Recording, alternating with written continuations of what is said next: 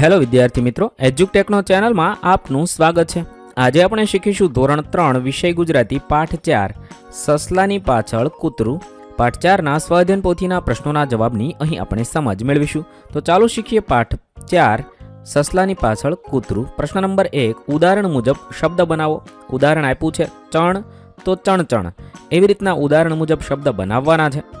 1 જણ તો લખી શકાય જણ, 2 રણ તો રણ, 3 વણ તો વણ, 4 ધણ તો ધણ, 5 ભણ તો ભણ, 6 હણ તો હણ લખી શકાય। ત્યારબાદ પ્રશ્ન નંબર 2, નીચેના વાક્યમાંથી ખોટા શબ્દ પર વર્તુળ કરવાનો છે। 1 કશિશ મગજ ખાય છે તો મજગ ખોટો છે, તેના ફરતે વર્તુળ કરીશું। બીજું મીનાએ અગાસીમાં પતંગ ચગાવી, તો અહીંયા ખોટો શબ્દ છે પંતંગ, એના પર વર્તુળ કરવાનું છે।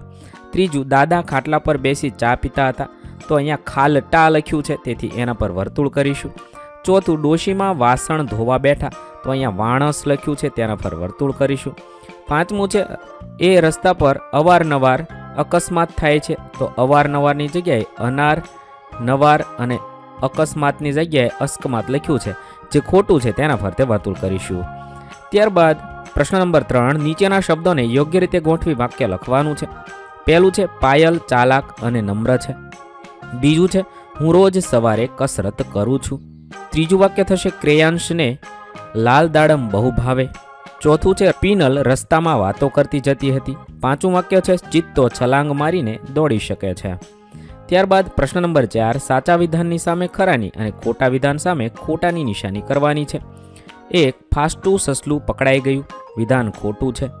2 એક્સપ્રેસ ડોગી જીવ બચાવવા માટે દોડતો હતો, વિધાન ખોટું છે।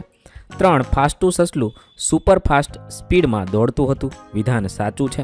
4 હન્ટ્રિક શિકારી ઝાડ નીચે સૂઈ ગયો, વિધાન ખોટું છે। 5 એક્સપ્રેસ ડોગીના મનમાં પાણી આવ્યું, વિધાન ખોટું છે। આ રીતે આપણે ખોટા સામે ખોટાની, ખરા સામે ખરાની નિશાની કરવાની છે। ત્યારબાદ પ્રશ્ન નંબર 6, જોડકા જોડો। અ વિભાગ સાથે બ વિભાગને જોડવાનું છે।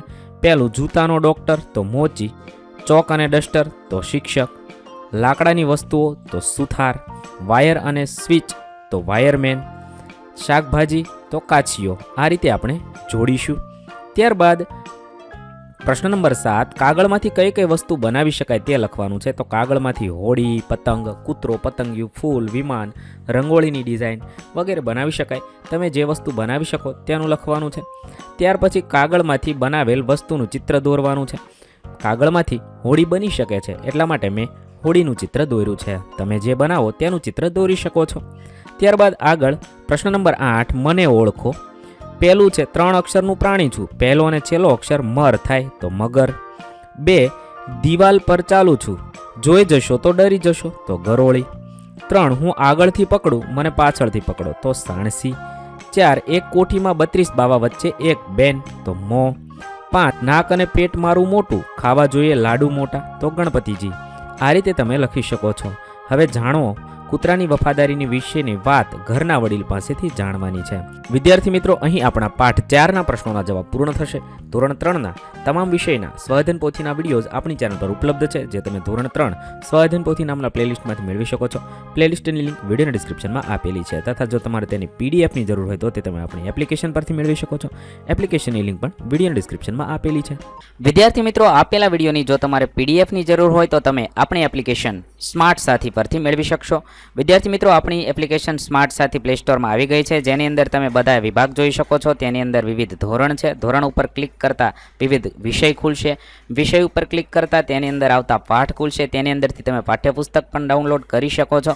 તેની અંદર આપેલા પાઠમાં ક્લિક કરતા તમે પાઠની પીડીએફ, સ્વાધ્યાયની પીડીએફ, સ્વાધ્યાયન પોથીની પીડીએફ, પાઠના વિવિધ વિડીયોઝ, સ્વાધ્યાયના વિડીયોઝ, સ્વાધ્યાયન પોથીના વિડીયોઝ બધું જોઈ શકો છો અને ડાઉનલોડ પણ માત્ર એક ક્લિકમાં કરી શકો છો। વિદ્યાર્થી મિત્રો, આપણી એપને સપોર્ટ કરજો, ડાઉનલોડ કરજો